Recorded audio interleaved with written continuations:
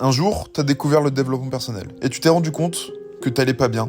Et donc t'as commencé à faire des choses. Puis t'as commencé à faire le contraire, parce que tu voyais que ces choses ne t'apportaient rien. Tu devais faire ton lit le matin, boire pas beaucoup de café, mais assez pour être en forme, bien t'habiller, bien te coiffer. On t'a dit ne travaille pas dans ton lit, tu vas ressentir la fatigue comme si t'allais dormir. Mais t'as trouvé ça plus confortable. T'as quand même continué le sport, parce que tu te sentais bien en le faisant. Mais tu t'es dit que assez de dopamine pour en faire plus, ça faisait pas de mal. Puis t'as rappelé ton ex, raison pour laquelle t'avais commencé tout ça. Non, je suis à bout, j'en peux plus. Vas-y, ça marche. Vas-y.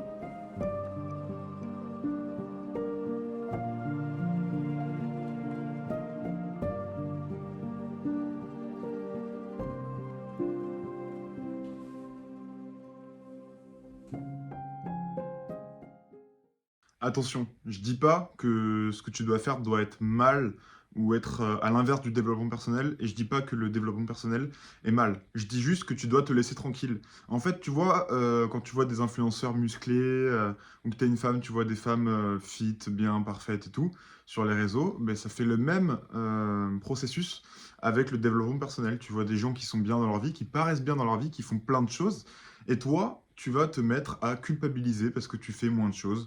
Tu vas commencer à vouloir faire des routines, tu vas te sentir bien au début de faire ça, puis après ça va être pesant. C'est difficile de tenir plusieurs routines en même temps, et donc c'est là où j'en viens au fait qu'il faut se concentrer d'abord sur les choses primordiales, les choses qui t'apportent le plus de bonnes choses à la santé.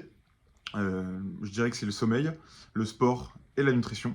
Et c'est déjà hyper dur. Donc déjà en implémenter un quand on n'a pas l'autre, je sais pas si tu dors bien et que tu manges mal, tu peux juste te concentrer sur la nourriture, même si tu fais pas de sport. Et l'un peut rattraper l'autre.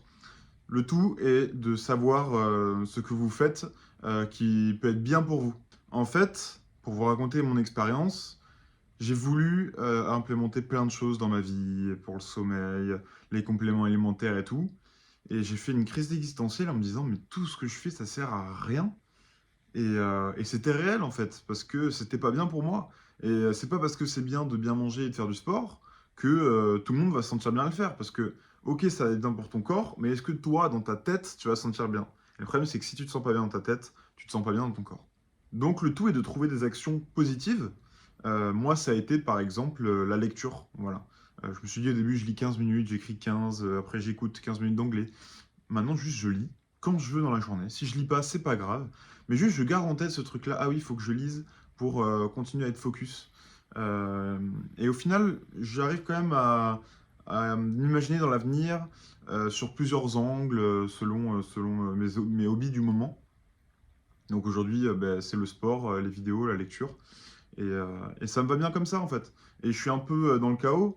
Euh, Ce que je vous ai montré en début de vidéo, c'est pas vrai pour moi, hein, mais il y a des choses qui sont vraies. Là, je les ai un peu extrapolées, mais je fume la cigarette électronique, c'est pas grave. Je mange pas mal de trucs sucrés, etc. C'est pas grave. Et au final, je me sens mieux comme ça que quand je me restreins. Et je pense que en gardant ça en tête, sans abuser des choses, pour se dire, ok, je vais manger plein de trucs, et en fait, c'est là que je vais me sentir bien. Je pense qu'en gardant ça en tête, au final, on va s'améliorer et il faut y aller petit à petit. Faut pas tout changer d'un coup. C'est pas parce que vous allez avoir une routine comme ça que vous allez être millionnaire. Et puis, il y a plein d'exemples de milliardaires qui se lèvent à 10 heures du mat, qui fument leur clope, ou alors des mecs qui sont champions du monde de course à pied et qui fument tous les matins. Enfin bref, il y a plein d'exemples comme ça, des contre-exemples. Donc, c'est pas une vérité absolue. Donc, faites ce que vous voulez. Laissez-vous tranquille. Essayez tout de même de faire des efforts pour vous sentir mieux. Trouvez ce qui vous va. Faites l'effort de trouver ce qui vous va et ça suffira amplement dans votre vie. Et puis sur ce, moi je vous dis à la prochaine pour une nouvelle vidéo et ciao!